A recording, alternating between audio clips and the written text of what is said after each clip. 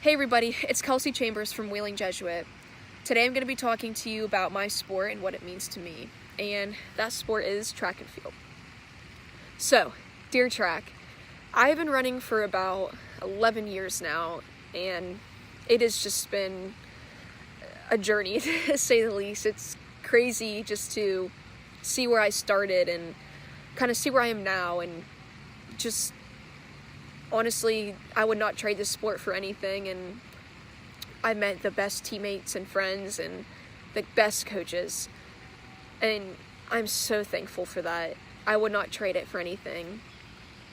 Track, you have taught me true dedication, and that dedication I will carry with me for the rest of my life. You have taught me to sacrifice for the things that you really, really want, and if you want them, that you have to work for it.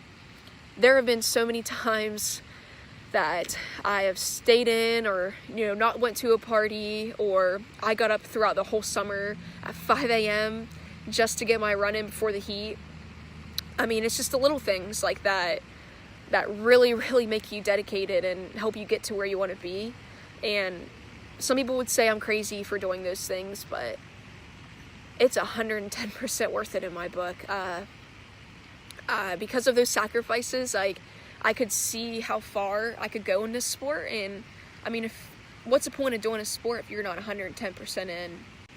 The biggest lesson I think I learned while running track was actually from my coach, Ricky Moore, and he taught me, in order to go through hell and back and still succeed, you have to have an unshattering amount of belief in yourself.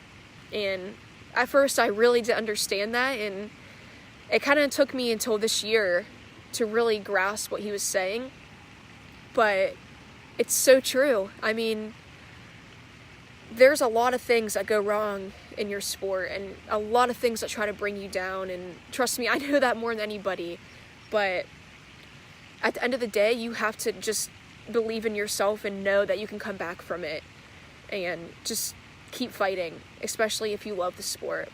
And I can't thank my coach enough for that. Ricky, you've definitely been a huge role model to me, and I can't thank you enough for that, so thank you. I also want to give a shout out to my high school coaches, Adam Howe, Coach McConaughey, and Coach Wells, because you guys kind of were my first role models. I mean, you taught me to dedicate myself and to not be a baby. So you guys are the best. Thank you. And also my assistant coach, Patrick, I want to thank you for really taking a big role in my life this year, especially as I end my career. You have had my back every day, and I couldn't thank you enough for that. So thanks for being super encouraging. I think one of the biggest lessons I've learned from defeat was my junior year, because I had worked so hard that year and that summer leading up to it to make it to cross country nationals, and it was the biggest blow ever to not make it.